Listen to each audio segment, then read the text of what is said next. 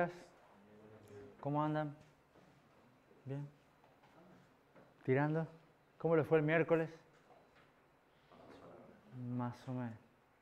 Che, he visto que ya están los concursos para ayudantes estudiantiles y Blasich está anotado en todas las materias. ¿Puede ser o no? Bueno. ¿Cómo?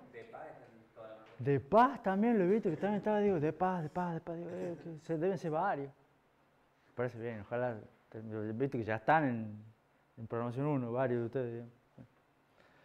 ¿Qué probabilidad, o sea, si aspirás a 10 materias alguna? No sé si necesariamente, porque te baja el rendimiento. Cuanto más material, el que mucho abarca, poco aprieta.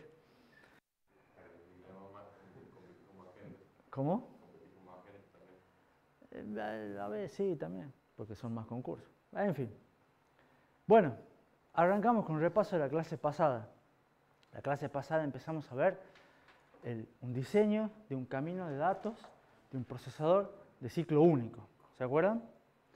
Y empezamos, la idea era hacerlo desde cero, no teníamos nada. Y el objetivo que nos pusimos es, lo que dije recién, un ciclo único, o sea que todas las instrucciones se ejecuten en un único ciclo de reloj. Eso implica que el CPI es igual a 1.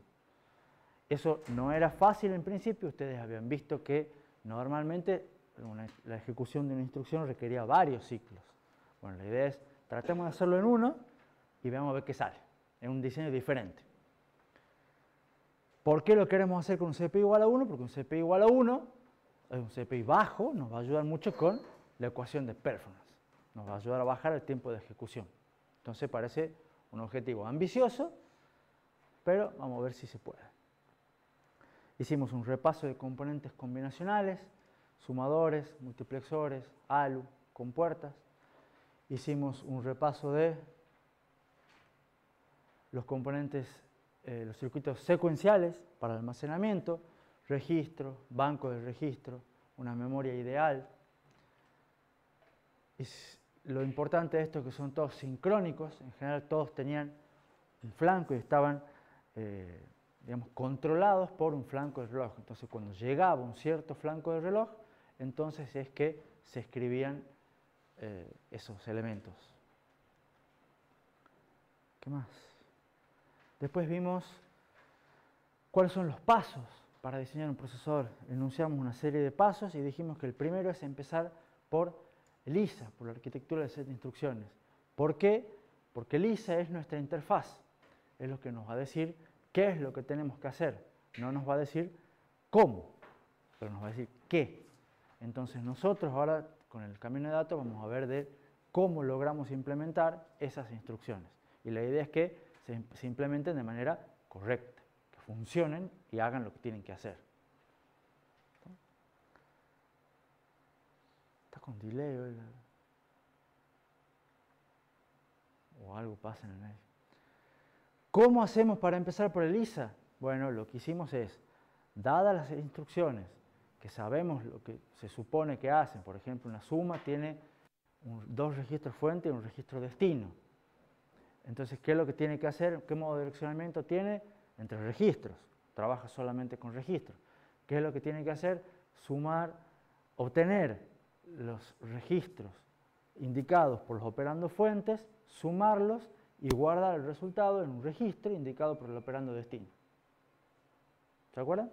Entonces, ¿qué es lo que dijimos para hacer todo eso? Hagamos lo mismo con todas las instrucciones y utilicemos el RTL abstracto, que es un lenguaje de transferencia de registros que especifica de manera abstracta qué es lo que hacen las instrucciones.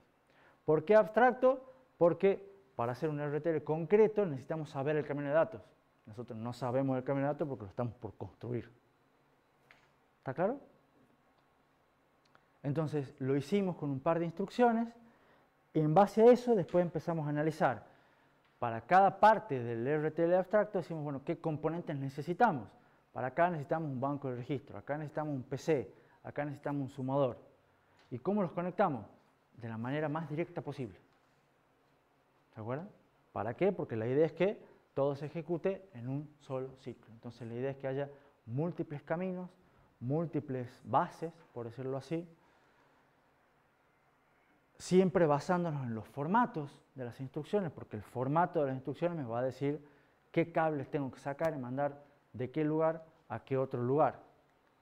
Y la idea general es que no ahorrábamos recursos, no nos importaban por ahora los recursos, entonces tenemos que poner un multiplexor más, poníamos un multiplexor más.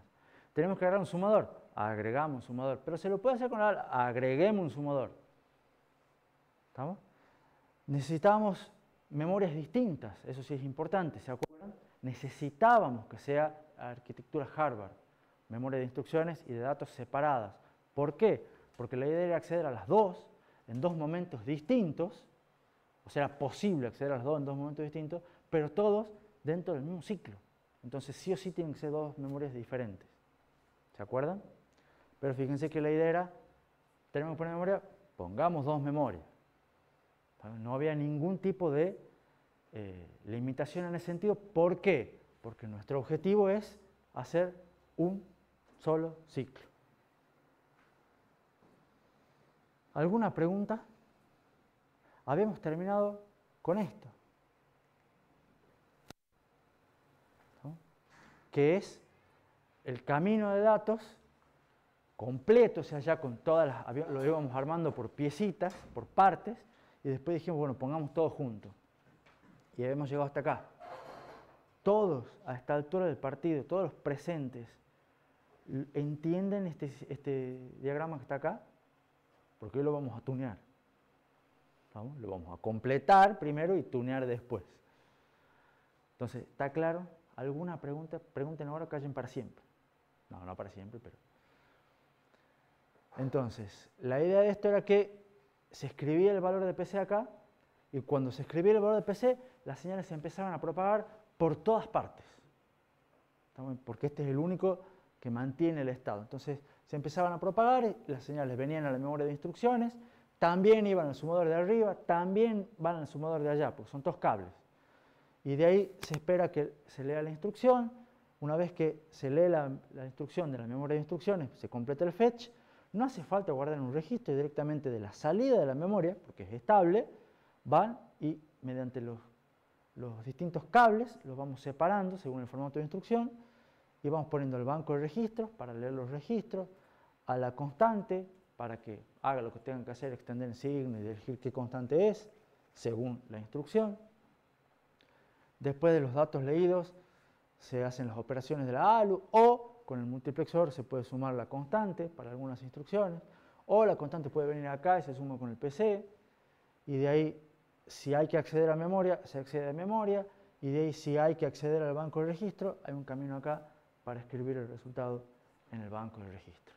Y al final de todo eso, se escribe PC. ¿Se entiende? Cuando teníamos, o sea, las señales se propagan en simultáneo, cuando teníamos que elegir para un solo lugar destino, había dos o más posibles lugares que vayan a parar al mismo lugar, poníamos un multiplexor de selección. Esos multiplexores tenían una señal de control. Entonces, lo que nos queda es, lo último que vimos en la clase pasada es, dado ese circuito, que en teoría ustedes dicen que lo entienden, lo que nos quedan son los cables sueltos. ¿Qué cables sueltos nos quedan? Las señales de control, esta, todas las celestitas, y el indicador de cero de la ALU, que en principio lo usamos para los saltos. ¿Estamos bien hasta acá? ¿Claro para todos? Buenísimo. Entonces empecemos a ver los cables sueltos que nos quedan. Son las señales de control. Si ustedes cuentan, en el diagrama anterior teníamos 7 señales de control. Vamos para atrás. 1, 2, 3, 4, 5, 6 y la de arriba 7. Todas tienen nombre. Escritura del registro, o sea, en teoría si voy a escribir el registro tengo que poner uno acá. ALU source, fuente ALU, me elige de dónde viene la segunda fuente de la ALU. La primera siempre viene del banco de registro. Operación de la ALU, me dice qué operación voy a hacer en la ALU. Escritura de memoria es 1 si voy a escribir en la memoria. Lectura de memoria es 1 si voy a leer en memoria. Memoria a registros es 1 si el dato que se va a escribir en el banco viene de la memoria. Si no, viene de la ALU. Y el de arriba es PC source, fuente de PC. Me dice de dónde se va a escribir el resultado que se va a escribir en PC. Si es PC más 4 o la dirección de salto. ¿Se entiende? Son 7. Ahora, una de ellas es especial, que es la función de la ALU. ¿Por qué? ¿Qué tiene de especial? Primero, que todas las señales de control, menos esa, son todas de un bit. Todas manejan un multiplexor, son señales de escritura y lectura. Entonces son señales de un bit, excepto esta, que es de 4. ¿Por qué es de 4? Porque las ALUs normalmente comerciales que uno diseña y todo lo demás, son ALUs que tienen 4 señales de control, son las ALUs estándar. Así viene, o es lo más común, por decirlo así. Porque puede hacer hasta 16 operaciones aritmético-lógicas. Ahora, hay un delay, o estoy apretando mal. ¿Vale? Nosotros no necesitamos todas las 16 operaciones. ¿Por qué? Porque hemos dicho que íbamos a usar un subconjunto del ISA, que teníamos suma, resta, AND y OR, creo que era. ¿Se acuerdan? Eran 4 nomás. Y además pasa que, bueno, la ALU, usted me dice, bueno, pero las necesitas también para otras instrucciones. Y es verdad. Pero para load y store usamos la ALU.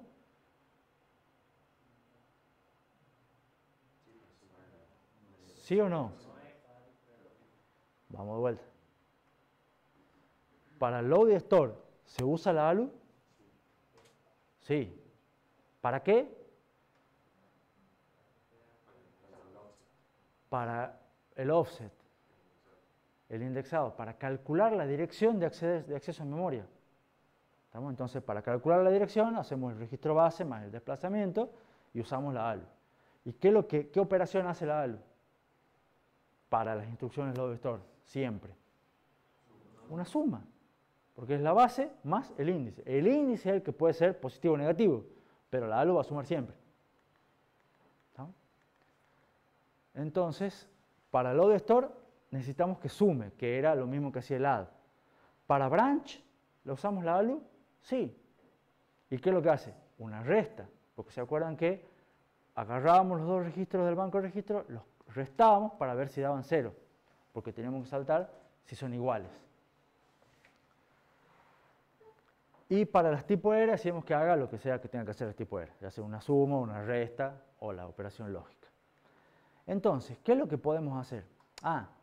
Además tenemos un detalle. Esta señal de control se puede usar un poco después, con comillas, que las demás. ¿Por qué? Volvamos al diagrama. Esta señal de control se usa y se necesita solamente para la ALU. ¿Estamos? Está bien, ustedes me dicen, bueno, las señales de memoria se usan para la memoria. ¿Estamos? Pero ¿cuándo las necesito? Cuando voy a acceder a memoria. ¿Y cuándo voy a acceder a memoria? Después de acceder a la ALU, después de acceder al banco de registro. ¿Se entiende? En cambio, esta señal de control se necesita antes que estas. Porque yo no puedo operar en la ALU si esto no está estable. ¿Se entiende? Entonces, los delays de propagación de las señales me dicen que esta señal de control es antes que estas, pero después que algunas otras. Después que, bueno, que esta no me parece. Entonces no es tan urgente. Entonces las digamos, puede ser un poquito más tarde que el resto, que otras. Entonces, ¿qué es lo que podemos hacer acá? Acá tomamos una pequeña decisión, no tomamos, lo tomaron los diseñadores de esto, que les da una idea del famoso divide and conquer, porque la idea es la misma. ¿Se acuerdan del divide and conquer, el divide y reinarás? ¿Cuál es la idea? Cuando tenemos cosas muy grandes, muy difíciles, las partimos en pedacitos. Entonces el control que tenemos que diseñar suele ser o parece ser difícil. El control de la ALU es una cosa particular. Lo que podemos hacer es, entonces, el control principal, partirlo en dos. Seguimos teniendo un control principal y hacemos un control más chiquito para controlar la ALU. ¿Estamos? Y veamos cómo funciona ese control de la ALU. ¿Estamos? El objetivo de esto va a ser reducir el tamaño y el retardo para hacer más simple el control principal. ¿Se entiende la idea? Eso es un compromiso, ¿no? ¿Cómo sería ese control de la ALU? Lo bueno que tiene es un control completamente combinacional. Esto, a pesar de que está acomodado de manera distinta, es una tabla de verdad. ¿Estamos? Lo que pasa es que las entradas y las salidas están acomodadas de una manera más cómoda y fácil de ver, pero sigue siendo la misma idea. ¿Qué es esto? Como entradas del control, ese circuito combinacional, vamos a tener 2 bits que le vamos a llamar ALU-OP, operación de la ALU. La idea es que con esos 2 bits implementemos las 3 funciones que dijimos recién, que son sumar, restar y la otra función es hacer lo que diga las tipo R.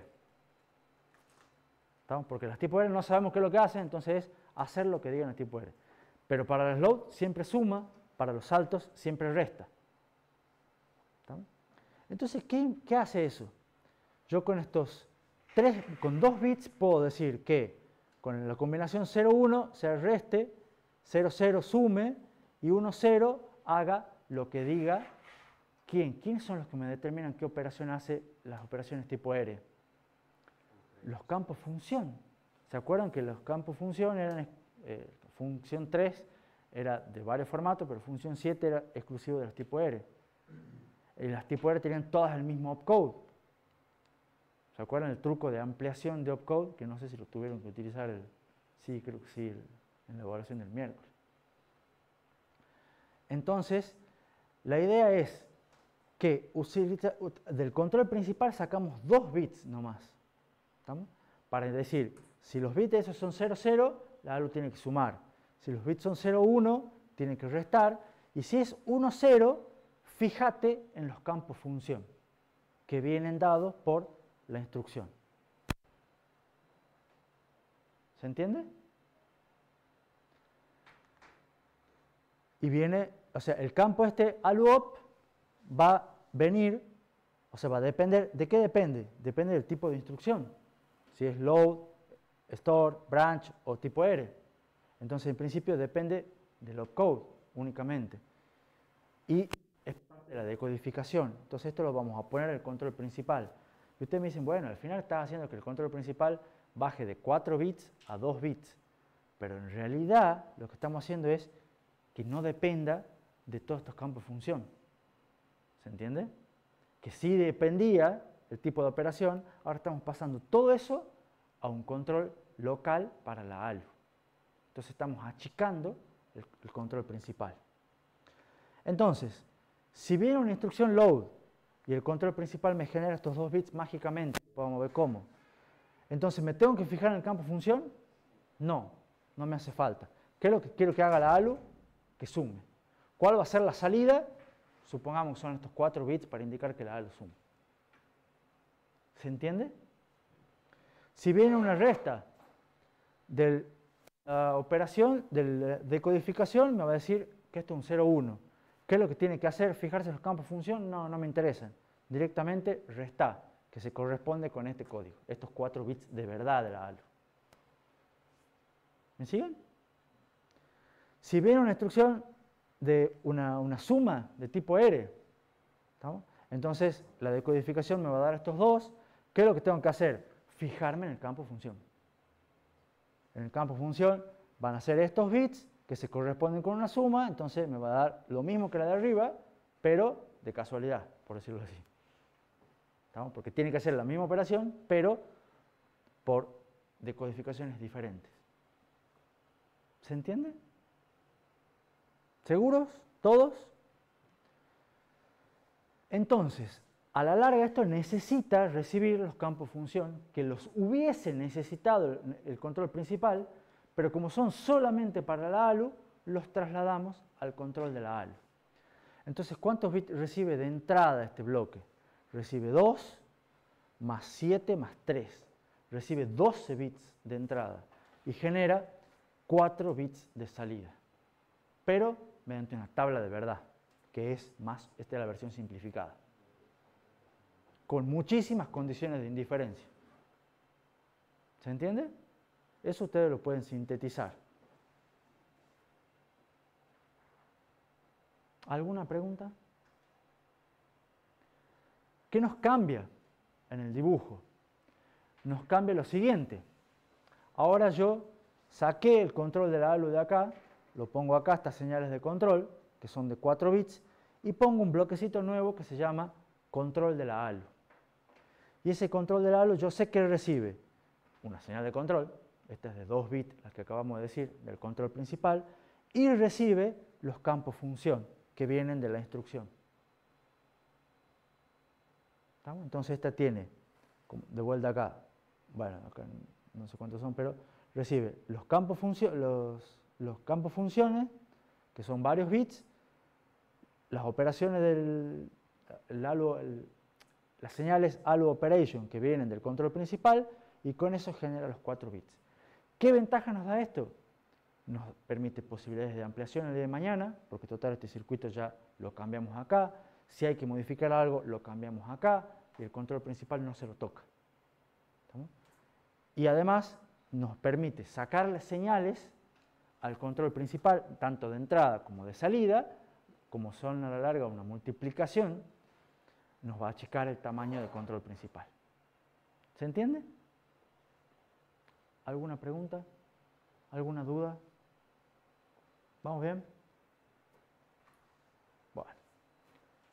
Entonces ahora, a la larga sigo teniendo las mismas 7 señales de antes, pero ahora esta es un poco más chiquita.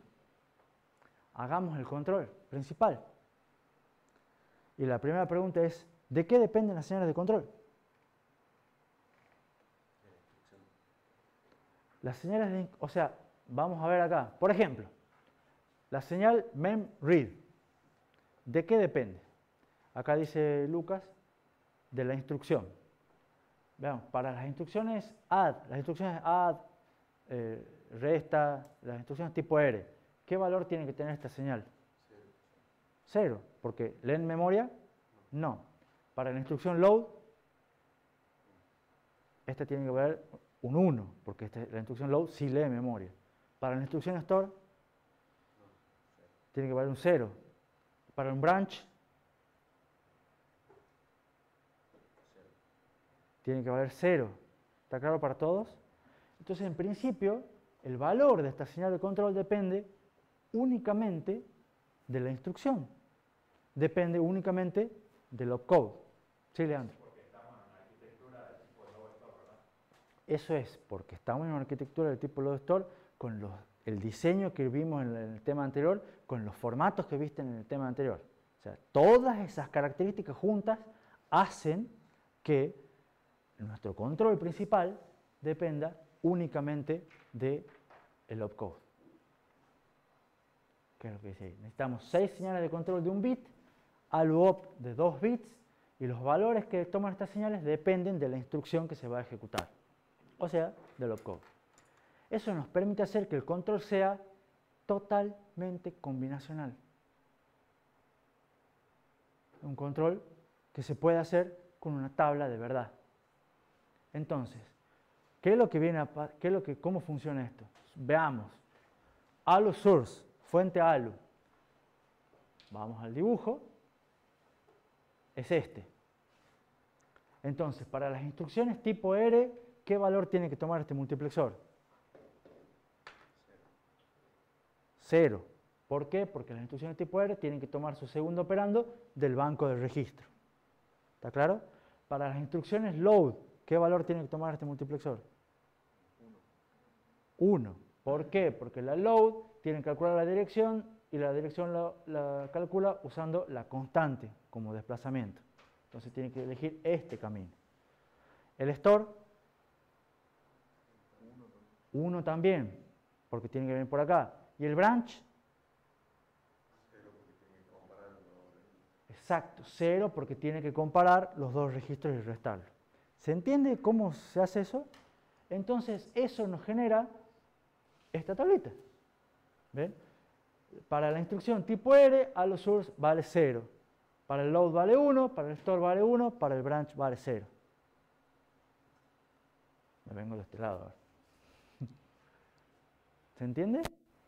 Entonces, van haciendo lo mismo para todas las señales de control con los tipos de instrucciones. Entonces, la que habíamos visto, lectura de memoria, 0 para tipo R, 1 para load, 0 para store, 0 para branch. ¿Quieren que hagamos una más? ¿O se entiende? ALUOP también es fácil, porque ALUOP lo habíamos visto recién. Para load y store tiene que sumar, entonces era 0, 0. ¿Se acuerdan? Para branch tenía que restar, que era 0, 1. Y para tipo R era que haga lo que sea, lo que digan los campos de función, 1, 0. Era lo que habíamos definido en la diapositiva anterior. ¿Quieren que veamos una señal más? Elijan. ¿O no? ¿Se entiende la idea? Y esto es una tabla de verdad. La única señal rara es la señal esta. PC source. ¿Por qué? ¿Qué valor tiene que tener esta señal para una instrucción tipo R?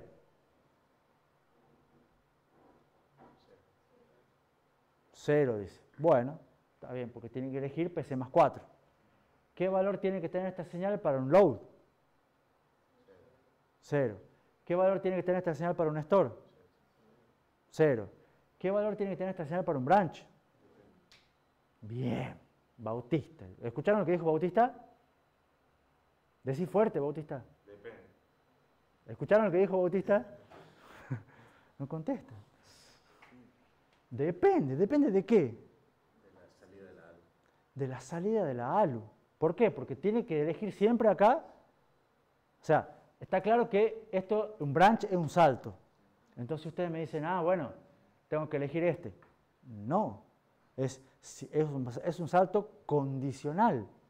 Si se cumple la condición, tengo que elegir este. Y si no se cumple, tengo que elegir este. Entonces el valor, ¿qué valor le ponen? No sé. Depende de qué. De este cablecito que nos queda suelto. Entonces, ¿qué es lo que podemos hacer? En realidad, lo que vamos a hacer es generar una señal de control nueva que no sea PC source, que se llame branch. Fácil. ¿Estamos? La señal branch solamente vale 1 con el salto. ¿Estamos? Para indicar que es un salto. ¿Y qué es lo que vamos a hacer? Vamos a poner una compuerta para que me diga si la instrucción que estamos haciendo es un salto y tenés un 0 a la salida de la ALU, entonces poneme un 1 en fuente PC. Con una simple compuerta AND. ¿Se entiende? Que se cumplan las dos condiciones. Que sea un salto y que además el resultado de la ALU dé 0. Entonces, la señal de control nuestra simplemente es una señal de control que tiene todos ceros excepto un 1 para la instrucción de salto. ¿Alguna pregunta? ¿Les hace calor? A mí un poco. Voy a esperar el recreo. No sé si prender los ventiladores, creo que es muy exagerado, pero bueno. ¿Vamos bien? Entonces, ¿cómo hacemos una síntesis de un circuito combinacional? A ver, los expertos en diseño lógico. Mapa de Carnot. Bueno, la idea es, empezamos a hacer la tabla de verdad, empezamos a hacer el mapa de Carnot. ¿Cuántas entradas tienen? Vamos de vuelta. ¿De qué depende? Del opcode. ¿Cuántos bits tiene el opcode? 7. Perfecto. ¿Cuántas señales hay que generar? 1, 2, 3, 4, 5, 6, 7 y 8. Que eran las 6 de un bit más una de 2 bits. Entonces tengo una tabla de verdad con 7 señales de entrada y 8 señales de salida. ¿Estamos? ¿Cómo queda esa tabla de verdad? La han hecho, supongo, en diseño lógico, ¿no? Mentira, no han hecho ninguna tabla de verdad tan grande. ¿Ven? No han hecho tabla de verdad tan grande. Pero sigue siendo una tabla de verdad. También hay que implementarla. ¿Qué es lo que hacemos? Hay un montón de condiciones de indiferencia. Fíjense acá, no hemos visto. Por ejemplo, este ¿Este qué era? El registro, el mem2reg era un multiplexor. ¿Se acuerdan cuál multiplexor? El último, el que elige si lo que se va a escribir en el banco de registro viene de memoria o no. ¿Quieren que lo veamos? Es este. Elige de dónde viene lo que se va a escribir en el banco de registro. Vale 1 si viene de memoria, vale 0 si viene de la ALU. Entonces, lo veamos acá. Para las instrucciones tipo R, ¿cuánto tiene que valer? 0. ¿Por qué? Porque quiero escribir en el banco de registro el resultado de la ALU. Para la instrucción load, vale 1, porque quiero escribir en el banco de registro la salida, el resultado de la memoria. Pero para la instrucción store, me da igual, me es indiferente. ¿Por qué? Porque no escribo en el banco de registro. Entonces, elige el valor que elija, la señal de escritura en el banco de registro está en 0. ¿Lo ven? Otro detalle importante, las señales de escrituras, el registro y la de memoria, nunca pueden tener condiciones de indiferencia. Siempre tienen que ser 0 o 1, para que escriba o no escriba, pero no una condición de indiferencia para que le dé lo mismo, porque las escrituras no dan lo mismo. ¿Está claro? Estas sí tienen que tener cuidado siempre, digamos. La cuestión es que 7 entradas, 8 salidas, una tabla de verdad enorme, un mapa de Carnot indibujable. No sé si existe la palabra, pero se entiende la idea. Tenemos que escribir las ecuaciones de salida, no sé si es fácil o no. Pero, por suerte, creo que ustedes han visto en diseño lógico que hay una manera fácil de hacer esto, que es con lógica de 2 niveles. ¿Se acuerdan de lógica de 2 niveles? Como suma de productos, como dice ahí. And or. ¿Todos se acuerdan más o menos de eso del diseño lógico? Ahora lo van a ver. He visto unas caritas que dicen, la verdad que no mucho. Cuando vean el dibujo que sigue, van a entender.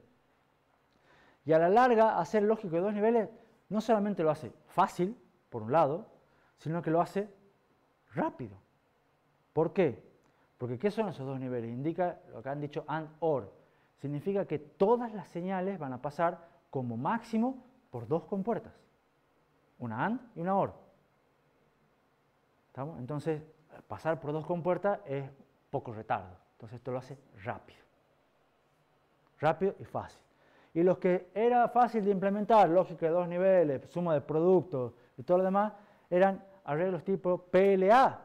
¿Se acuerdan lo que son los PLA? Ustedes en teoría también lo han visto en diseño lógico, o me equivoco. Son arreglos lógicos programables. ¿Estamos? Que a la larga es una cosa parecida a eso. ¿Estamos? También es parecido a una ROM, pero para quedarnos acá en la idea, es parecido a esto. Es similar al de la imagen porque esta decodificación no es exactamente la de RISC-V, pero la idea es la misma. ¿Qué funciona esto? ¿Cómo funciona esto? Ustedes ponen todas las señales de entrada, que acá son 6, y ustedes hemos visto que son el opcode tiene 7 bits. ¿Estamos? Pero la idea es la misma. Ponen todos eso. Y después ponen una tira de compuertas AND, eventualmente con negadores o no a las entradas. ¿Y cuántas compuertas AND van a poner? Las que ustedes quieran decodificar. En nuestro caso eran, por ejemplo, 4, para las instrucciones tipo R, para las instrucciones load, para las store y para las branch. Entonces, dada la combinación de opcode de la instrucción load, que es, no me acuerdo cómo era, pero era 1100, no importa, ¿estamos? Dados los bits, ustedes eligen cómo se conectan a los bits de opcode, a las entradas, ¿estamos? De manera tal, si necesitan un 1, ponen un 1, si necesitan un 0, lo ponen con un negador antes. ¿Estamos? De manera tal que esta señal de acá se active únicamente cuando en las señales de entrada esté la combinación correspondiente a la instrucción load. ¿Está claro? La señal de acá se activa únicamente cuando en la combinación de las entradas me especifica la instrucción store. ¿Se entiende la idea? Y después, ¿qué tengo acá? todas las salidas. ¿Y qué es lo que hago? Me fijo en la tablita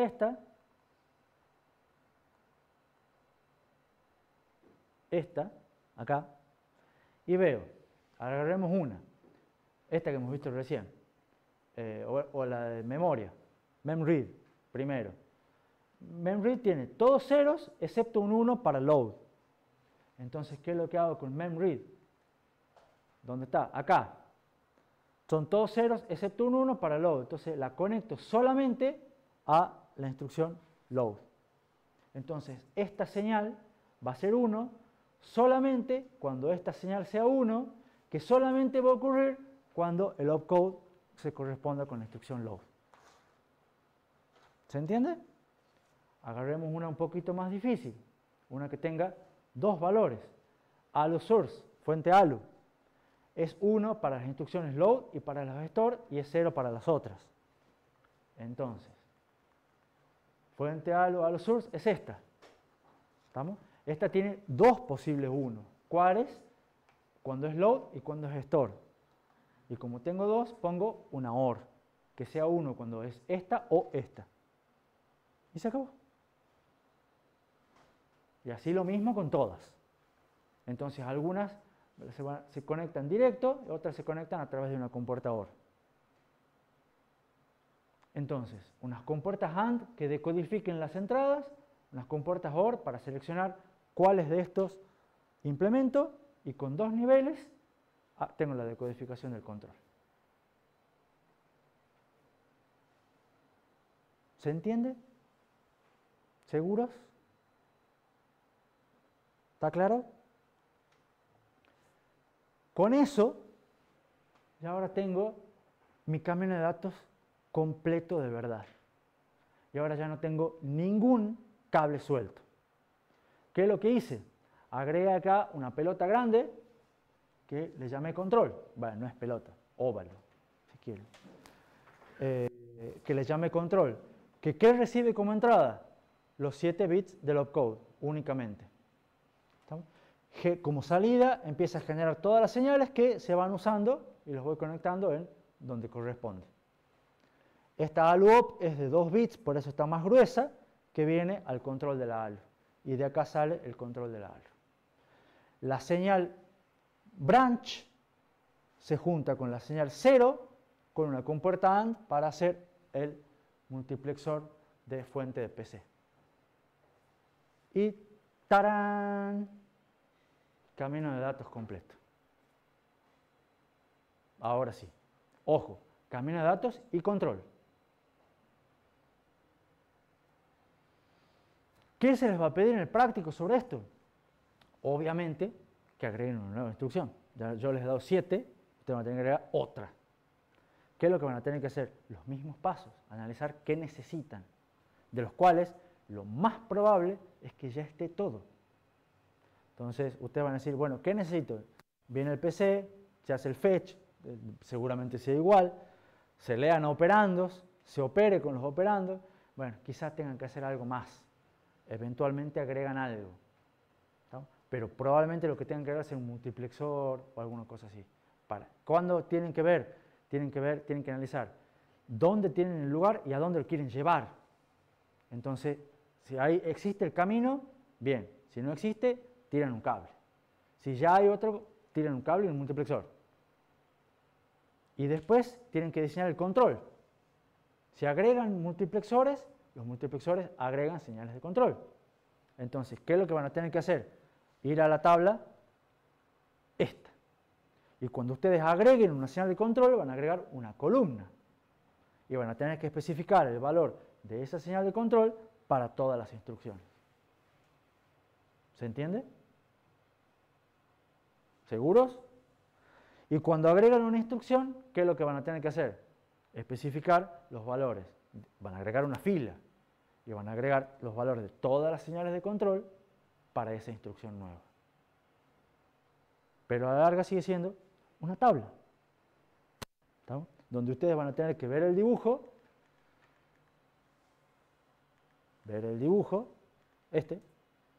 y decir, a ver, tengo la instrucción no sé cuánto, bueno, a ver, ¿qué escribe en el banco de registro? ¿Sí o no? Entonces esto va a valer un 1, un 0. Acá, ¿qué tengo que elegir? 1, 0. Acá, ¿qué tiene que hacer la ALU? Y así sucesivamente.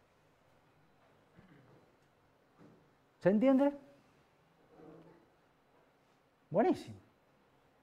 ¿Qué nos queda? Analizar un poco qué tan bueno es esto. ¿Qué tan bueno es esto? Primero, es un circuito, todo esto es un circuito combinacional. Todo. Ustedes dicen, bueno, pero tiene el registro y memoria. No importa, se comporta todo como un circuito combinacional. Todos los que se escriben en el mismo momento al final del ciclo. ¿Está claro? ¿Se acuerdan que había el PC, el que me va dictando cuándo es el ciclo? Se escribe PC y ahí a partir de ahí se empiezan a propagar todas las señales.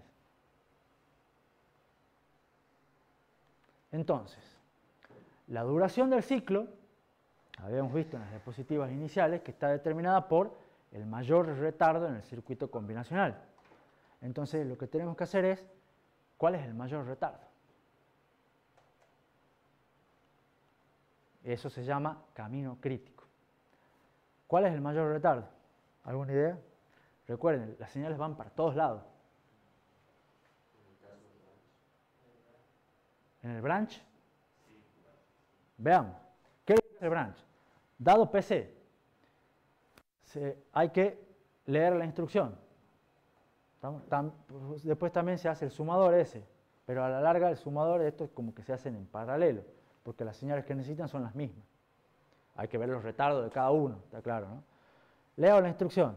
¿Qué más hace el branch? Los voy a torturar un montón con todo esto, ¿no? Después, ¿accedo al banco de registro? Sí, para leer dos registros. Porque el branch tiene que comparar dos registros para ver si son iguales. Entonces tiene que leer el banco de registro. O sea, necesita el retardo de este y el retardo de este. ¿Qué más? Esos dos registros los pasa la ALU. ¿Y qué hace la ALU? Los restos. O sea que también necesito el retardo de la ALU. Y de ahí vamos al multiplexor. El multiplexor en general no tiene retardo. Pero bueno, tenemos el sumador este. ¿Y el sumador este qué necesita? La constante, que la constante ¿cuándo está? Bueno, esto tiene un retardo, poquito, pero es más o menos esto parecido a esto. Entonces no es gran cosa. Y el sumador este va a ser un retardo parecido a este. O sea que, porque fíjense que necesitan más o menos las mismas señales. Entonces en general como que podríamos decir que el branch necesita este retardo y este retardo. ¿Ese será el peor caso? Ah, dice acá ese Bautista, no, pero además el load store tiene el mismo retardo acá, el mismo retardo acá, el mismo retardo acá, y además accede a la memoria, o sea, tiene más retardo. Entonces, ¿la load y store son el peor caso?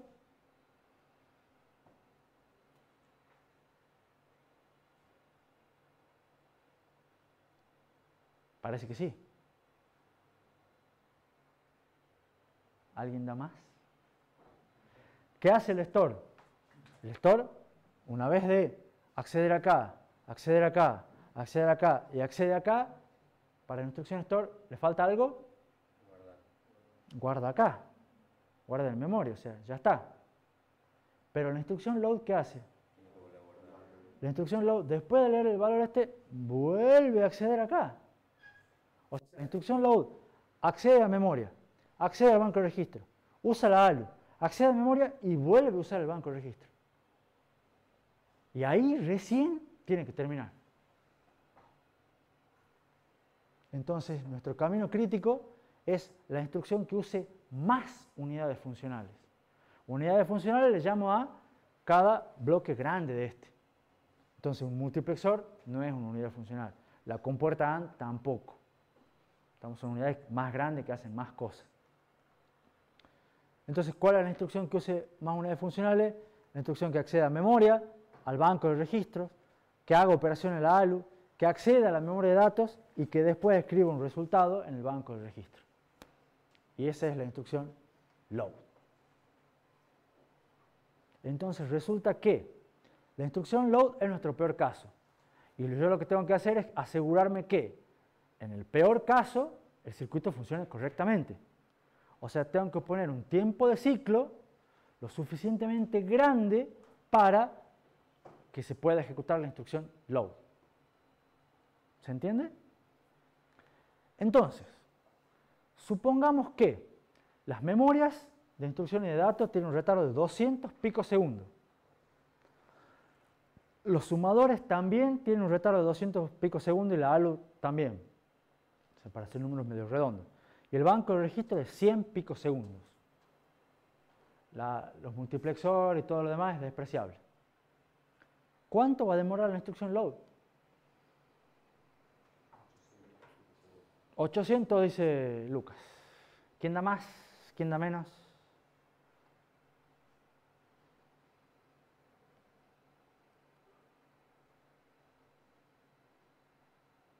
Creo que va a tardar más porque tiene que acceder a la memoria que es mucho más lenta que... Las memorias dicen que demoran 200. Acá.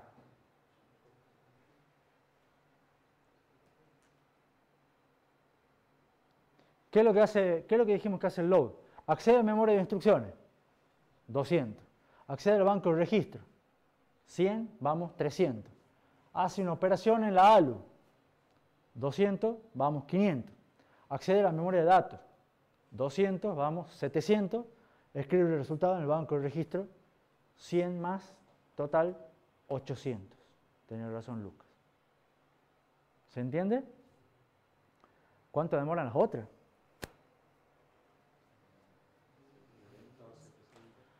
El store 700, dice Lucas. ¿Por qué? Porque es lo mismo menos los últimos 100. Vamos bien. Una add, una tipo R. ¿Accede a la memoria de instrucciones?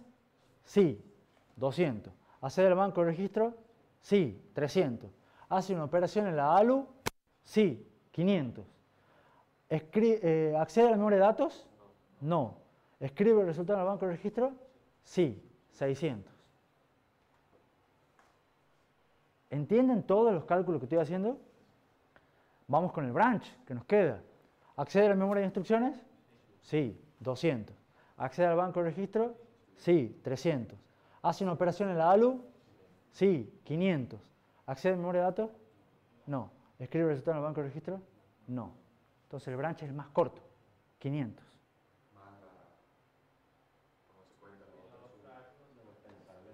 A ver, buena pregunta de Bautista. Me dice, pará, tenés que contar la otra suma. Aquella de allá. ¿Tenemos que contar la otra suma o no? Perdón, primero, ¿vos te referís a esto o no? A la larga, esta va a demorar lo mismo que esta. Entonces se van a hacer al mismo tiempo con las mismas señales. Ojo, eso es por la suposición que estamos haciendo ahora. Si yo les hubiera dicho que esto demora 200 y esto demora 210, ¿qué es lo que tienen que hacer?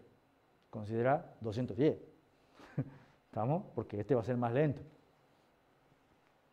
Va a ser, los que están en paralelo, más o menos, siempre voy a tener que tener en cuenta el más grande de los dos.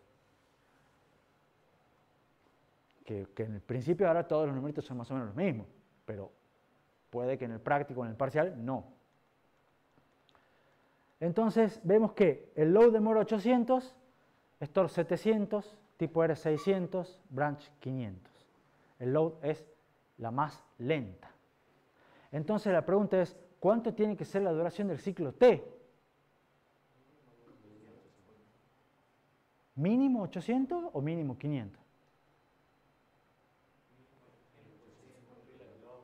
Mínimo 800, porque tengo que asegurarme que se haga esto. Si yo pongo una duración del ciclo del reloj más chica de 800, la instrucción load no se va a ejecutar. O no se va a ejecutar correctamente. ¿Se entiende? No va a terminar su ejecución. Entonces tengo que poner 1800. Y eso me lleva a que estamos violando uno de los principios de diseño. ¿Se acuerdan cuál? En este caso, priorizar el caso más lento. Claro. O sea, estamos no haciendo más rápido el caso más común. Estamos perjudicando a todas las instrucciones por culpa del load. ¿Estamos? O sea, una instrucción nos está perjudicando a todas. Y eso no es algo deseable. ¿Estamos? Eso nos genera un gran problema de performance, porque resulta que uno dice, bueno, hemos hecho un CPI igual a 1, todas las instrucciones se ejecutan en un ciclo. Y eso es muy bueno, sí, pero el ciclo resulta que es muy largo, y eso es muy malo. ¿Estamos? Entonces hemos hecho un CPI igual a 1, sí, pero el ciclo es muy largo. No se puede hacer que el reloj sea de periodo variable y tengamos un reloj variable para cada instrucción. Porque en realidad sí se puede tener un reloj medio variable, pero ¿cuál es el problema? Que depende de la instrucción. Y la instrucción la estamos decodificando en el medio del ciclo. Entonces ya no podemos, porque la queremos hacer todo en un solo ciclo. Entonces no es una opción. Entonces, esto es lento. ¿Estamos? El ciclo es largo. Estamos duplicando recursos. Hemos puesto 2 memorias, hemos puesto sumadores, hemos tirado cable por todos lados, o sea, sin ningún tipo de inconveniente. Eso a la larga nos genera área, nos genera costo. O sea, la P de price va a ser un poco complicada también. Pero hemos hecho un camino de datos y hemos hecho el control. Y hemos hecho que tenga un CPI igual a 1, lo cual sí es bueno, que era nuestro objetivo. Entonces, tiene cosas buenas, tiene cosas no tan buenas. ¿No? Lo mejor que tiene este camino es que tiene potencial. Usted dice, ¿potencial para qué? Yo les voy a decir, aguanten para después del recreo. ¿Vamos? Entonces, para terminar el tema, hemos diseñado un procesador partiendo desde LISA, que es la interfaz, haciendo el RTL. Hemos utilizado nosotros el subconjunto, pero la técnica es general y la van a tener que usar en los prácticos, y quizá en el parcial también. Fuimos construyendo paso a paso, fijando qué necesitábamos y conectándolo de la manera lo más directa posible. Una vez que los conectamos, nos quedaban las señales de control. El control, primero lo separamos. ¿Para qué? Para que en vez de tener muchas señales de entrada y muchas señales de salida, está haciendo lo más chiquito posible. ¿Está? Los controles, decíamos el control principal, un control local. Resulta que ambos son combinacionales y eso es una gran ventaja. Ambos se implementan con tabla de verdad. Lógica de 2 niveles, PLA, eso es facilísimo de hacer. Logramos el objetivo de CPI igual a 1, pero con un T muy grande, determinado por la instrucción más larga. Y no cumple con el principio de diseño. Y otra cosa al respecto de esto, que les van a pedir en el práctico, seguro, porque lo conozco al ingeniero Volentini, cuando agreguen una instrucción y hagan el cambio de datos y agreguen las señales de control necesarias, si es que tienen que agregar, les va a pedir, esta instrucción es más lenta que la modifica el tiempo de ciclo, y ustedes cada vez que agreguen una van a tener que volver a ver cuál es la instrucción más lenta, cuál es el camino crítico. Normalmente sigue siendo el load, ¿estamos? Pero puede que ustedes agreguen otra instrucción que se le ocurra a Volentini y que sea más lenta. Y si esa instrucción es más lenta que el load, va a modificar el tiempo de ciclo. ¿Está claro? Porque siempre está determinado el tiempo de ciclo por la instrucción más lenta. Y eso es un problema. Diapositivas de agradecimiento y se acabó el tema 7. ¿Preguntas? ¿Se entendió más o menos el camino de datos de ciclo único? Bueno, hagamos un recreo.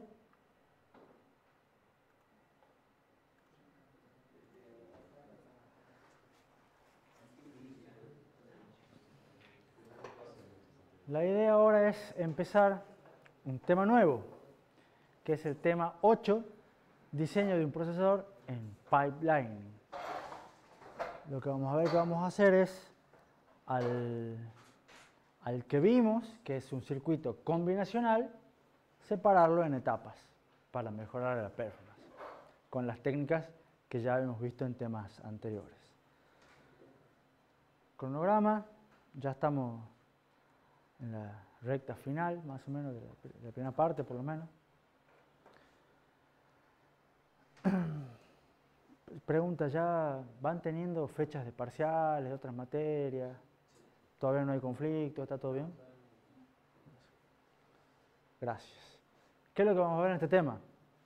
Primero, cómo hacemos para determinar etapas para el procesador del pipeline, o sea, cómo hacemos para separarlo en etapas, con un análisis inicial de performance para ver qué tan bueno está, si vale la pena o no, y de vuelta hacer el camino de datos, hacer el control, y una vez que tengamos acá el procesador completo, empezar a analizar los que se conocen como los problemas del procesador, que son riesgos. Hay 3 tipos, y esos riesgos nos van a generar paradas, que van a ser el momento en que haya que detener el pipeline, lo cual no es bueno. Vamos a ver cómo solucionamos y vamos a empezar con algo de predicción de saltos al final. Acá seguimos viendo lo que, si alguno lee el libro, seguimos viendo el capítulo 4, secciones 4.6 a 4.9. La 4.6 es la introducción a pipelining, eso pasa rapidísimo. Y después están los tipos de riesgos.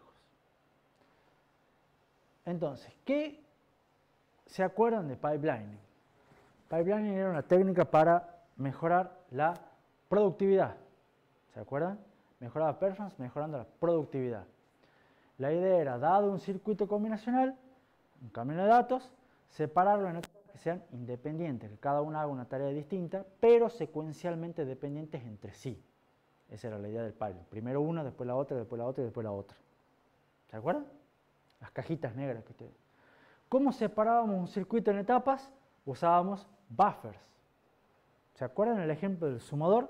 Poníamos buffers intermedios, que los buffers guardaban los datos que hay que pasarle de una etapa a la etapa siguiente. ¿Cuál es el objetivo que vamos a tener nosotros? Hacer un pipeline ideal, o lo más ideal posible. ¿Se acuerdan que era nuestro objetivo de diseño? Siempre tratar de idealizarlo, porque de esa manera era más fácil hacer todas las cuentas. ¿Cómo hacemos un pipeline ideal? Todas las etapas tienen la misma duración, todas las tareas pasan por todas las etapas. Y tratar de tener muchas tareas para entrar en estado de régimen y obtenemos una aceleración igual al número de etapas. ¿Se acuerdan? Yeah. Esto es lo que vimos recién. ¿Vamos? A modo de repaso para que lo tengan a mano. El camino de datos completo de ciclo único. ¿Este está claro? Súper. Entonces, habíamos dicho que el problema de este era que el ciclo T, el periodo de la duración del ciclo T, era muy larga. ¿Por qué? Porque dependía del peor caso, que es el camino crítico, que en nuestro subconjunto de instrucciones era la instrucción load, una que utilizaba todas las etapas, todas las unidades funcionales, perdón.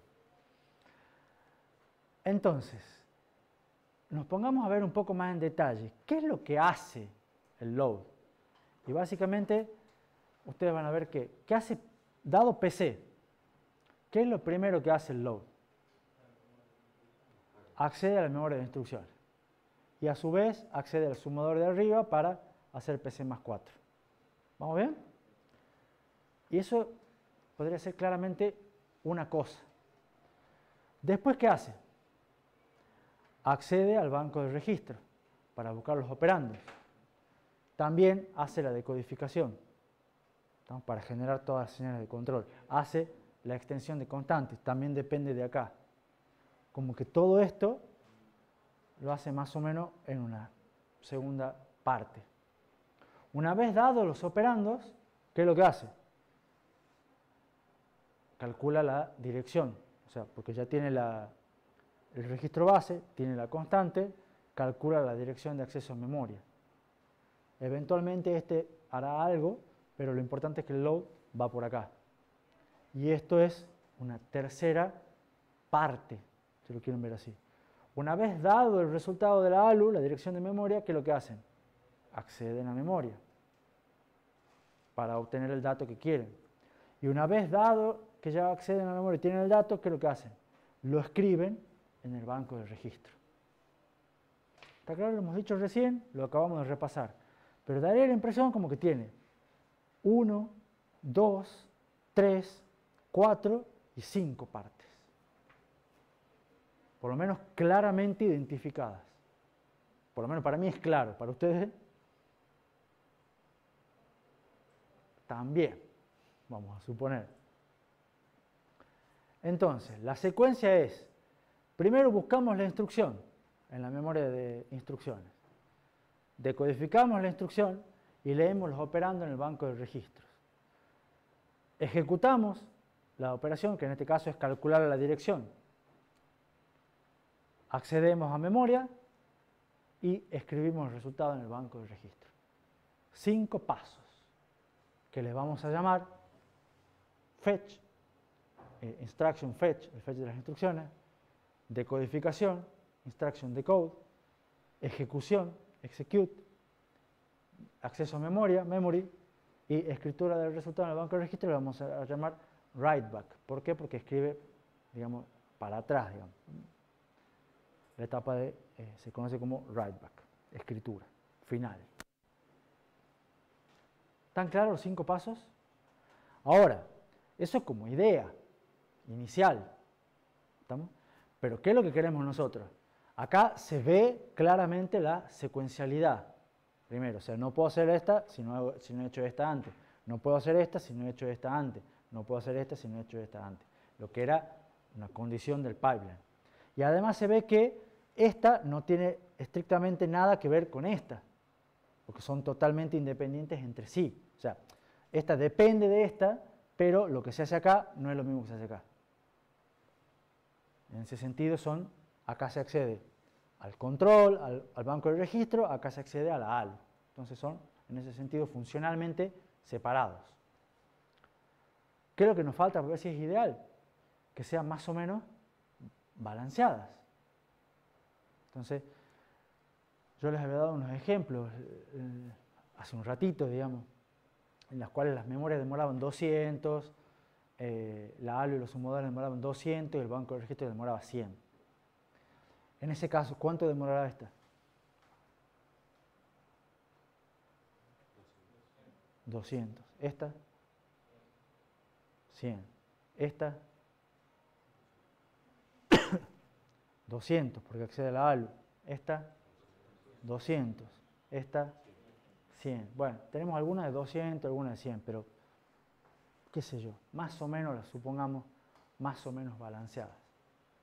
Ahora, ¿cómo sería la secuencia para las demás instrucciones? Esto es lo que hace el load. ¿Qué es lo que hace una tipo R? El paso 1 lo hace, el 2, el 3, el 4. No. ¿Qué es lo que hace? Hace el 5. O sea, escribe, pero esto no. O sea, la instrucción de tipo R, digamos que haría 1, 2, 3 y 5. ¿Qué es lo que hace un branch? 1, 2, 3 y ya está. ¿Qué es lo que hace un store? 1, 2, 3, 4. Y eso suena feo. ¿Qué es lo que nos conviene hacer cuando tenemos prendas de ropa diferentes que necesitaban cuidados diferentes en la lavandería? Que todas pasen por todas las etapas. ¿Se acuerdan? Entonces, a pesar de que la secuencia es distinta para otras instrucciones, que pasen por todas las etapas. A la larga nos mejora la productividad, que es lo que queremos cuando queremos mejorar el pipeline. Entonces, directamente a cada uno de esos pasos se convierte en una etapa. Se va a convertir en una etapa del pipeline. Fíjense un detalle. En cada etapa se usa solamente una unidad funcional. O se usa principalmente una unidad funcional. ¿Cuáles son las unidades funcionales? Memoria de datos, memoria de instrucciones, banco de registros, ALU.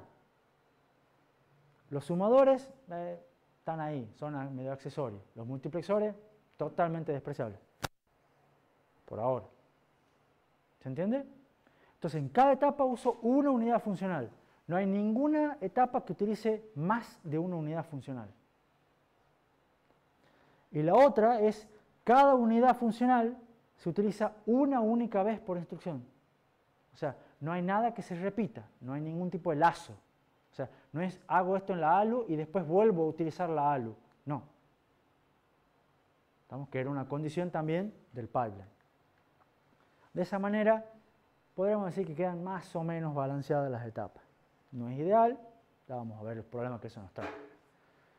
Y ahora lo importante es que cada etapa la vamos a ejecutar en un ciclo, porque la idea es que cada etapa demore un t. ¿Estamos? Entonces ahora la pregunta es, bueno, ¿cuánto va a durar la etapa? Ahora, la duración del ciclo ya no va a estar dado por la instrucción más larga,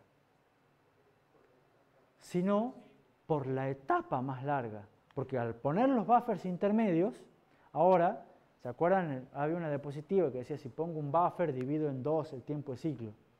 Al poner los buffers intermedios, lo que me interesa es el circuito combinacional entre los buffers, o sea, la etapa. ¿Se entiende? Entonces ahora ya no me voy a fijar en la instrucción más larga, sino me voy a fijar en la etapa más larga.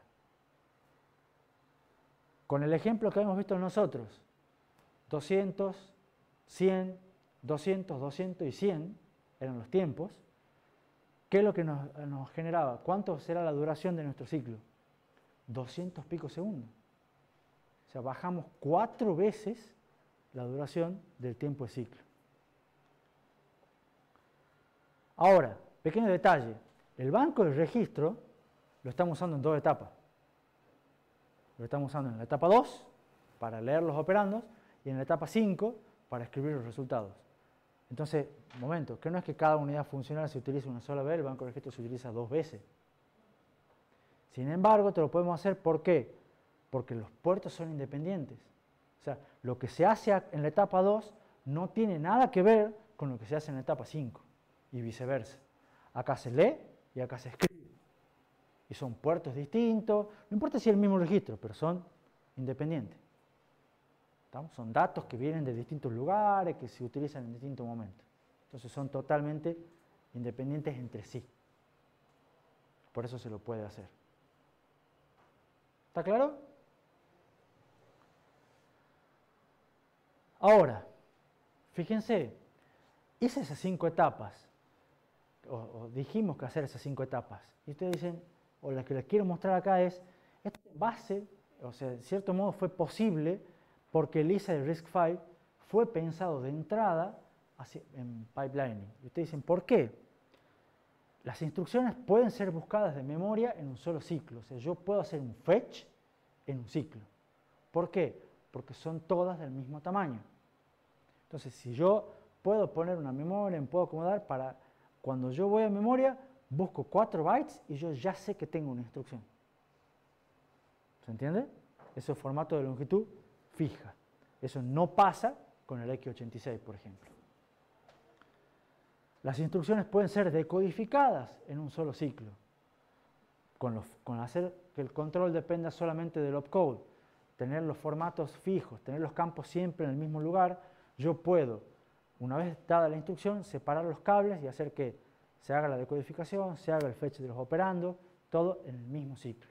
No tengo que esperar saber qué es la instrucción para recién ir al banco de registro. ¿Se entiende? Esto se puede hacer todo en un solo ciclo. Es un ISA tipo load store, que tiene un único modo de direccionamiento. O sea, hay solamente 2 instrucciones que acceden a la memoria. Y el acceso a memoria va a ser siempre después del acceso a la ALU. Porque primero hago el cálculo de la dirección y después accedo a memoria. No hay ninguna instrucción que tenga al revés, que acceda a memoria y después el dato leído lo use en la ALU, que sería algo posible en otros ISA. Entonces, con este tipo de cosas que dijimos en su momento que era bueno, vemos ahora que es verdad, es bueno. ¿Estamos? Y ahora si yo quiero hacer una etapa así, y bueno, es útil por esto y lo puedo hacer por esto. ¿Se entiende? Entonces eso sirve para reforzar el hecho de que el diseño de ISA influye en el diseño del camino de datos. ¿Se entiende hasta acá? Hagamos un análisis inicial de performance. Supongamos los mismos retardos que les había contado antes. Memoria, los sumadores 200 picosegundos. Banco de registros 100 picosegundos, todo lo demás despreciable. ¿Estamos? ¿Tienen en mente más o menos el dibujo? Habíamos dicho que en el uniciclo, hacer el ciclo único, El tiempo de ciclo estaba determinado por la instrucción más larga. La instrucción más larga era el load, que demoraba 800. El tiempo de ciclo, acá, en este procesador en pipeline, va a ser el tiempo de la etapa más larga, que ustedes me acaban de decir que va a ser 200 picosegundos. ¿Estamos todos claros hasta acá, este punto? ¿Sí? Bueno, primera pregunta que les voy a hacer yo. ¿Cuánto demora el load en el pipeline?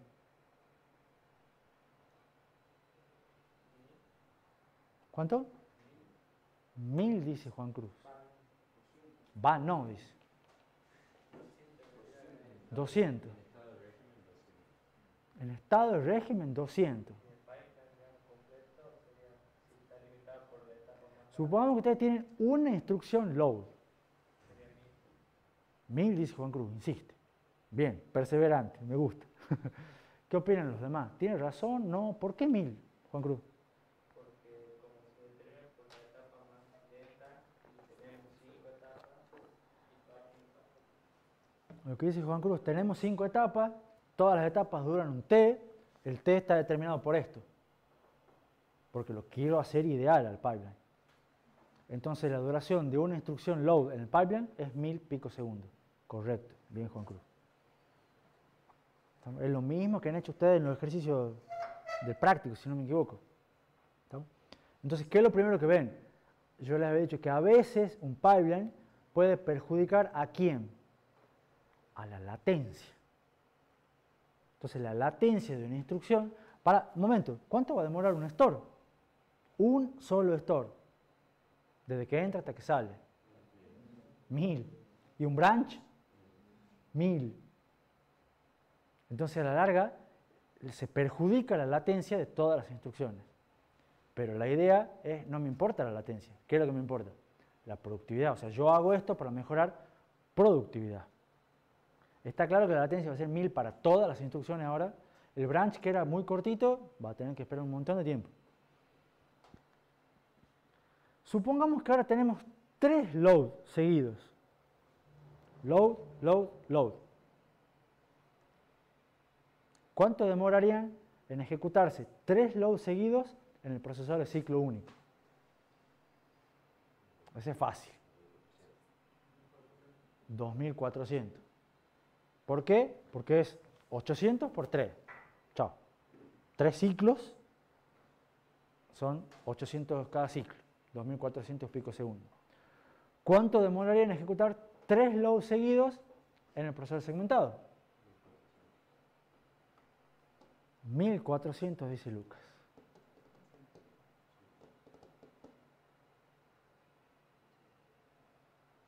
¿Qué opinan los demás? A ver, ¿por qué, Lucas? Serían 800 de tiempo de llenado más 200, 200, 200 por cada uno de los nodos. 800 de el llenado del pipe. ¿Cuánto es el llenado del pipe? 4 etapas. ¿Estamos? Y de ahí sale una en cada ciclo T. Entonces, el primer load 200 más, el segundo load 200 más, el tercer load 200 más. Entonces, las 3 instrucciones demoran 1400. ¿Se entiende? ¿Todos? ¿Cuánto es la aceleración?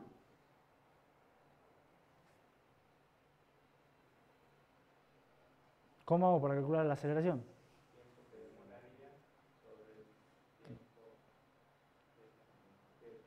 O sea, el tiempo serie sobre el tiempo de pipe.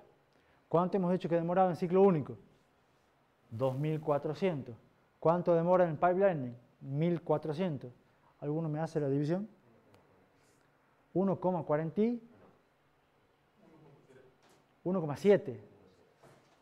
Bueno, 1,7. Entonces, un momento. ¿Qué no era que la aceleración era igual al número de etapas? Yo esperaba un 5, si estoy dividiendo en 5 etapas. ¿Porque no hay qué?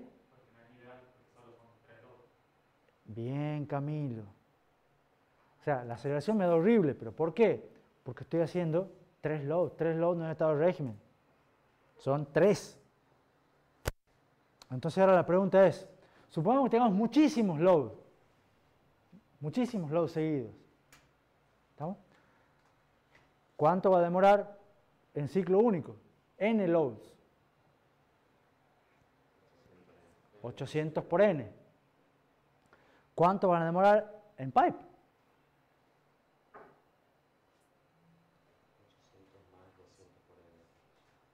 800 más 200 por n. ¿Se acuerdan la fórmula del pipe? ¿Cuánto es la aceleración? 800 por n sobre 800 más 200 por n. ¿Quieren que lo escriba? El tiempo del load va a ser 800 picosegundos por la cantidad de load que tenga. El tiempo, esto vamos a poner tiempo serie. Y el tiempo de pipe va a ser 800, que es el tiempo de llenado, más 200 picosegundos por la cantidad de load que tenga. O sea, lo que demora en llenar más 1 por cada t. Cuando haga la aceleración, es el cociente entre estos dos. Voy a aprovechar y voy a... Ahí está. El cociente entre estos dos, a la larga, va a depender de n. Si n es muy grande, esto se me hace despreciable. ¿Podría ponerlo como n más 4 también ahí, no?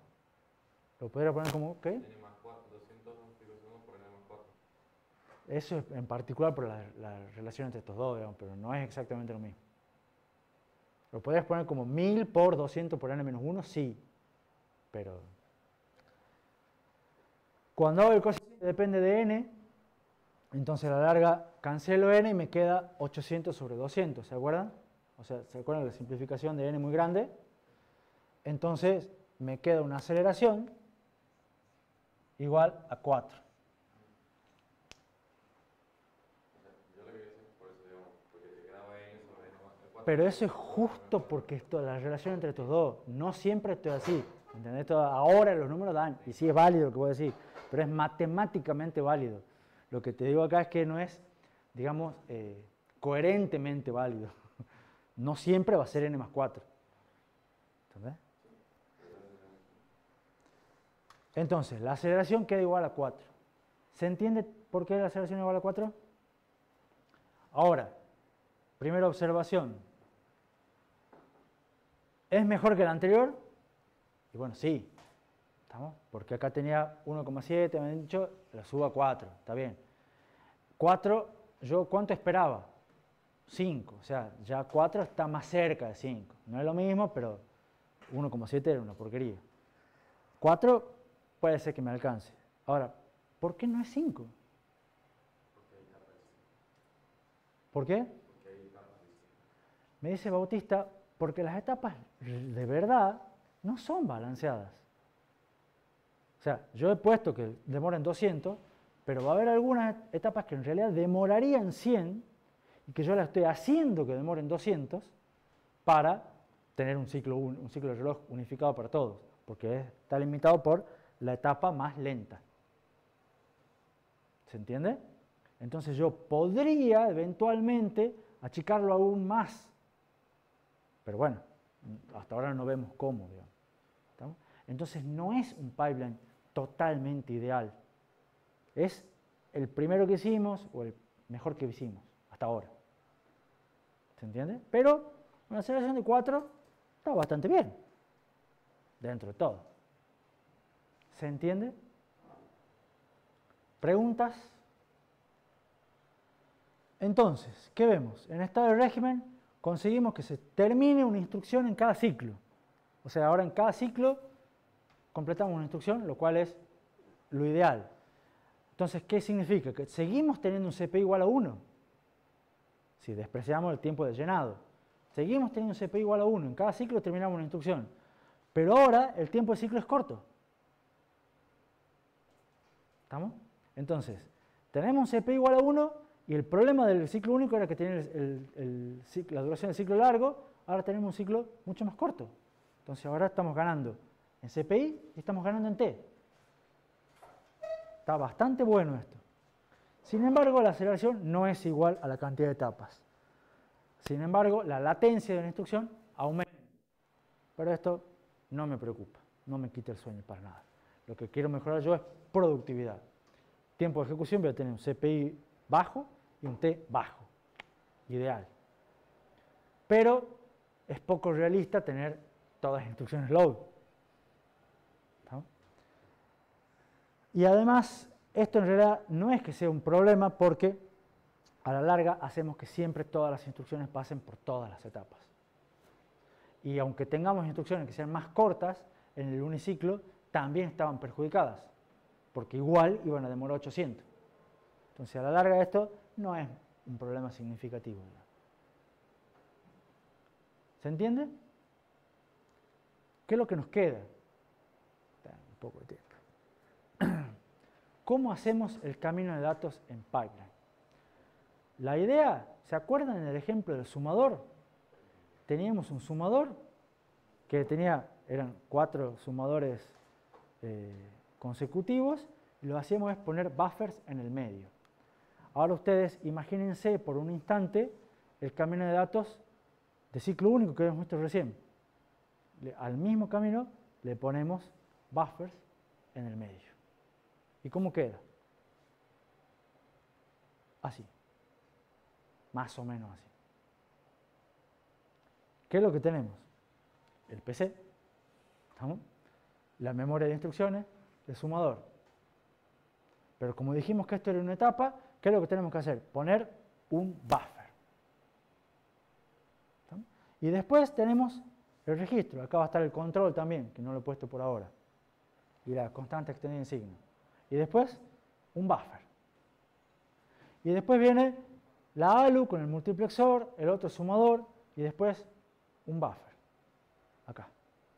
Después la memoria, y después un buffer. Y acá me queda solito un multiplexor y un cable que viene por acá al banco de registro. Entonces tengo etapa 1, etapa 2, etapa 3, etapa 4 y etapa 5.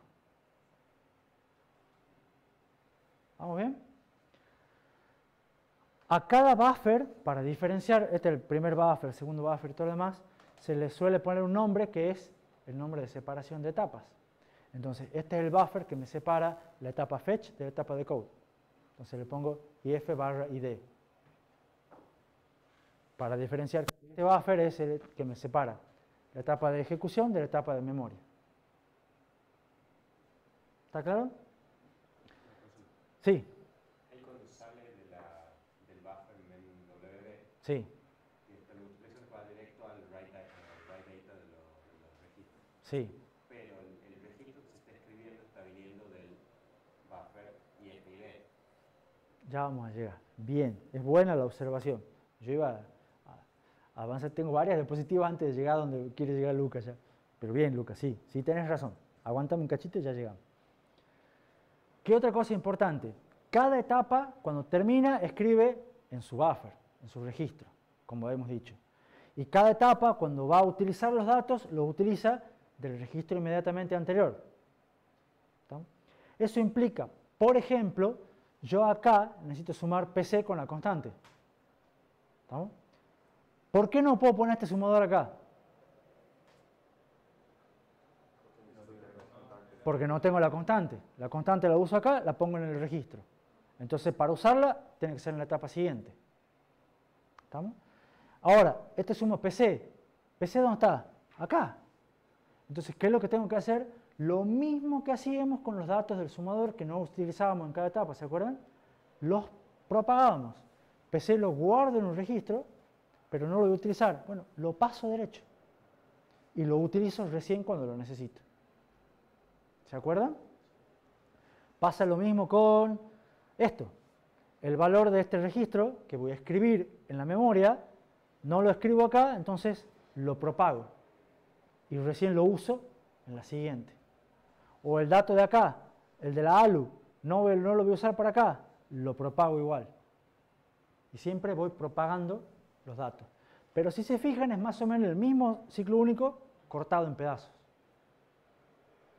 Ahora, en realidad, ustedes sí podrían haber puesto este sumador acá.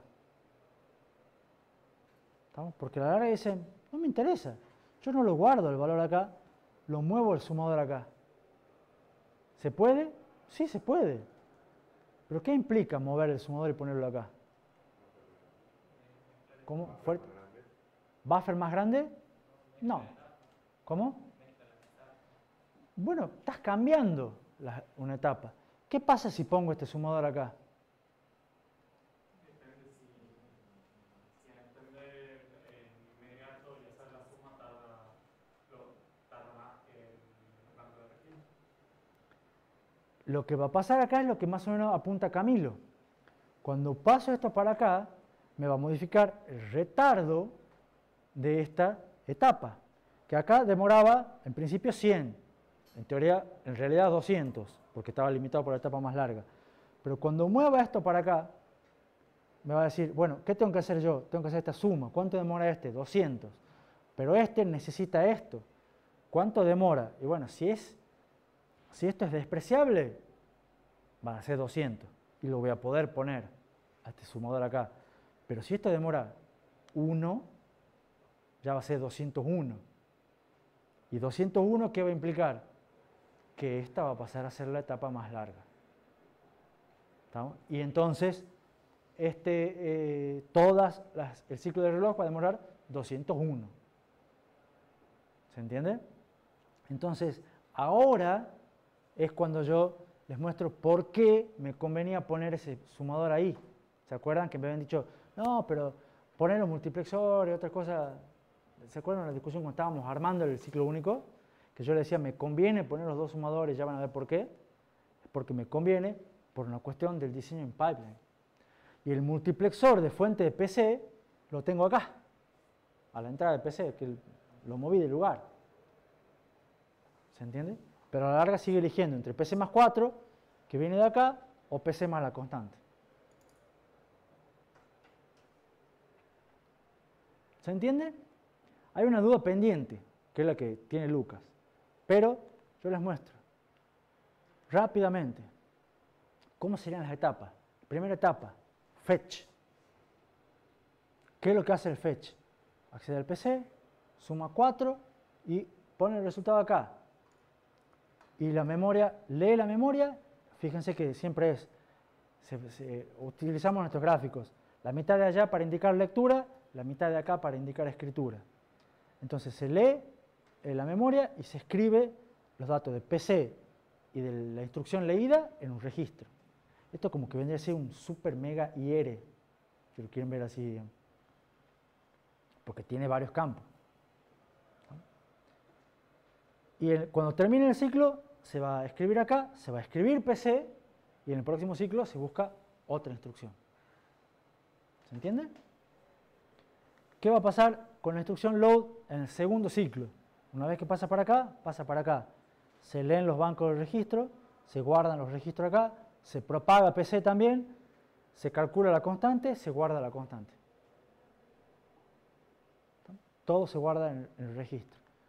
Un ciclo después, se obtiene PC, se obtiene la constante, se hace la suma, se obtienen los registros, o sea, el registro también se obtiene la constante, el mismo multiplexor, se hace la suma y se obtiene la dirección de salto, que en realidad no sirve para nada, y la dirección de acceso a memoria. ¿Me siguen todos? Y se escribe los resultados en el banco de registro.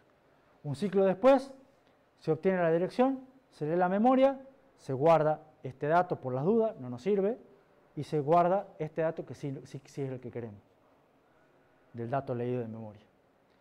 Y en el ciclo final, elegimos acá el multiplexor y pasamos y escribimos el dato en el banco de registro. Y acá hay un problemón, que es el que dijo Lucas. ¿Lo ven el problemón? ¿De dónde sale el dato a escribir? Si ustedes siguen la flecha esta, viene de este registro. Pero ¿de dónde sale el registro a escribir? De este registro. ¿Lo ven? Y eso está mal. Porque estoy guardando en un registro que no es el que quiero guardar. Porque ni siquiera sé qué instrucción está en este lugar acá. ¿Se entiende? Load está allá, no acá.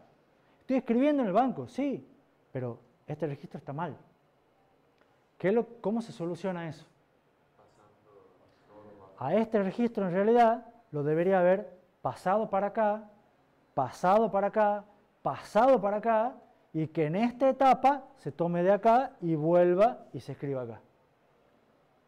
¿Se entiende? Entonces el dibujo nos queda así. ¿Ven? Cuando sale no se conecta de la instrucción acá. De acá va y se pone para acá. Y lo propagamos también, porque lo generamos acá, lo tenemos acá, pero lo usamos acá. Entonces hay que propagarlo. ¿Se entiende? Y ahí más o menos queda. Bueno, por ahora, esta es una primera versión. ¿Preguntas? Sí. Yo todavía no entiendo muy bien por qué se puede acceder al banco de registro en dos momentos. Porque son puertos separados. O sea, vos acá, al principio lo accedes solamente para lectura. Y en la última etapa accedes solamente para escritura.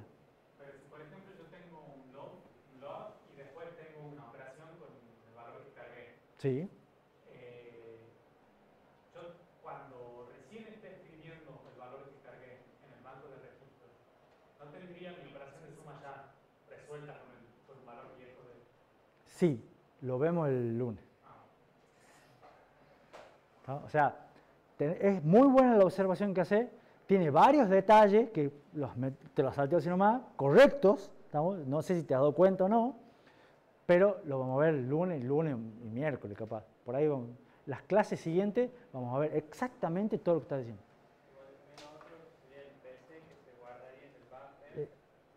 Tiene toda la... Acá Juan Cruz hace una observación. La observación de Lucas no. La observación de Camilo primero apunta a...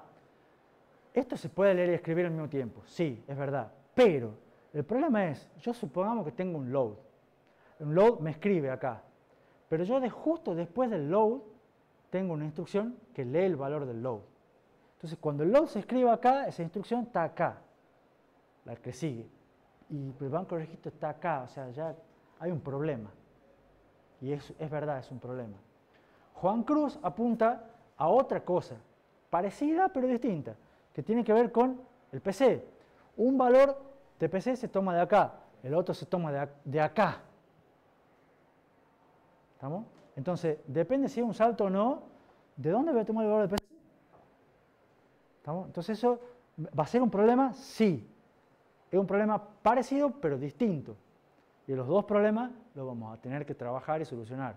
Pero la clase es lunes y la clase es miércoles. Pero son buenas las observaciones. Esto está raro. Los caminos que vuelven son raros. Eso les tiene que llamar la atención. ¿No? Todo en general es para un solo lado. No implica que no pueda haber caminos que vuelvan, pero tienen que tener, les tienen que generar, o no, por lo menos que se fijen con cuidado. ¿Estamos? ¿Alguna otra pregunta? Cortamos acá. Hemos visto un montón hoy. ¿No? Y ahora se van a casa diciendo, ¿se acuerdan del procesador que diseñamos el lunes? Ahora le decimos que sea 4 veces más rápido en una sola clase.